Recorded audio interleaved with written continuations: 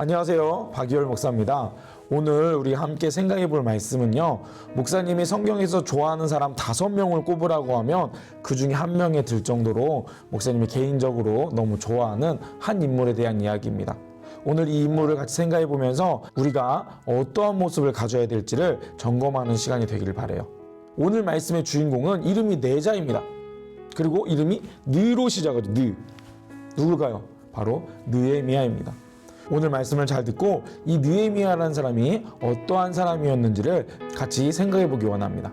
느헤미야서 1장 4절부터 7절까지 말씀입니다. 한번 한 목소리로 같이 읽어볼까요? 내가 이 말을 듣고 앉아서 울고 수일 동안 슬퍼하며 하늘의 하나님 앞에 금식하며 기도하여 이르되 하늘의 하나님 여호와 크고 두려우신 하나님이여 주를 사랑하고 주의 계명을 지키는 자에게 언약을 지키시며 긍휼을 베푸시는 주여 간구하나이다. 이제 종이 주의 종들인 이스라엘 자손을 위하여 주야로 기도하오며 우리 이스라엘 자손이 주께 범죄한 죄들을 자복하오니 주는 귀를 기울이시며 눈을 여시사 종의 기도를 들으시옵소서. 나와 내 아버지의 집이 범죄하여 주를 향하여 크게 악을 행하여 주께서 나의 종 모세에게 명령하신 계명과 율례의 규례를 지키지 아니하였나이다. 아멘. 이것은 느헤미야의 기도인데요. 느헤미야가 왜 이러한 기도를 하게 되었는지를 같이 생각해 볼게요. 느헤미야는 바벨론이라는 나라의 포로로 잡혀갔습니다. 그런데 느헤미야는 젊고 똑똑했나 봐요. 그래서 당시 바벨론 왕인 아닥사스다 왕의 술 맡은 관원이 됩니다. 당시 술 관원은 정말 높은 자리였어요.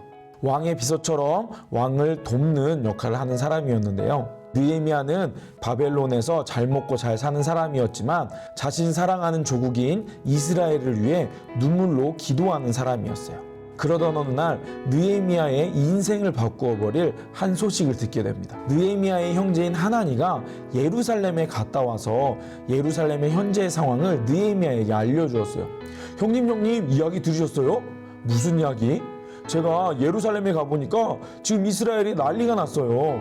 성벽이 다 무너져 있어서 이스라엘 사람들이 정말 어려운 상황에 있대요. 주변에 있는 이방 사람들이 공격을 해서 재산도 뺏기고 목숨도 잃고 힘든 상황 속에 있대요. 그 이야기를 들은 느헤미야는 어떠한 반응을 보였을까요? 당시 이스라엘은 전쟁에서 져서 성벽이 무너져 있는 상태였어요. 성벽은 매우 중요한 역할을 했어요. 튼튼한 성벽이 있는 도시는 안전할 수 있었지만 성벽이 없는 도시들은 다른 나라들의 공격을 받아서 어려운 상황을 경험하였습니다. 그런데 지금 이스라엘이 그러한 상황 속에 있다는 거예요. 솔직히 이 이야기를 듣는다고 해도 남의 이야기처럼 여길 수 있었어요. 왜냐하면 느헤미야는 바벨론에서 왕에게 인정받는 신하였기 때문이죠. 지금 이스라엘이 힘들다는 이야기를 그저 강 건너 불구경처럼 남의 나라 이야기처럼 여길 수도 있었죠. 나는 이렇게 등 따숩고 배부르게 잘 사는데 나와 상관없어 라고 여길 수도 있었던 거예요. 그런데 느헤미야는 그렇게 하지 않았어요. 이 말을 들은 느헤미야는 하나님께 기도하였어요. 오늘 우리가 함께 생각해 볼 그리스도인의 자격은 바로 기도하는 자라는 사실이에요. 하나님, 저희 나라가 이렇게 안 좋은 상황에 빠졌어요. 우리나라를 도와주세요. 우리나라 가운데 함께 해주세요.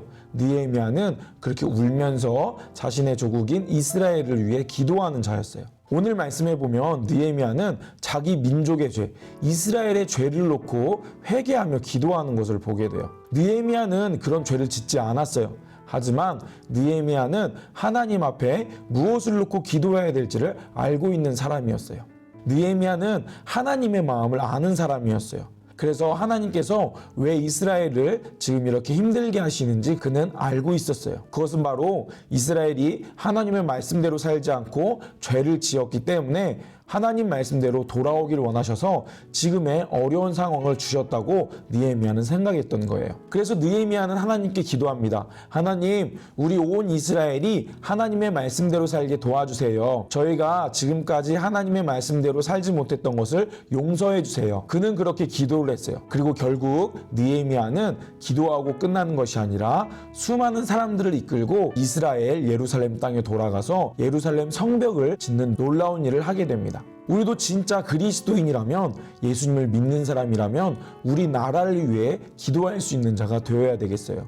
느헤미야가 하나님의 마음을 알고 이스라엘의 죄를 놓고 기도했던 것처럼 우리도 우리나라의 어려운 상황들 앞에 하나님께 기도할 수 있는 자가 되어야 되겠어요. 우리는 지금 코로나19 바이러스 때문에 어려운 상황 속에 있어요. 예수님을 믿는 그리스도인이라면 우리도 우리나라를 위해 기도할 수 있어야 되겠어요. 느헤미야가 하나님의 마음을 알고 기도했던 것처럼 우리도 하나님의 뜻이 이 땅 가운데 이루어질 수 있도록 기도할 수 있어야 되겠어요. 기도에 필요한 5가지 요소가 있습니다. 손을 한번 펴보실까요? 기도에는 5가지 요소가 필요해요.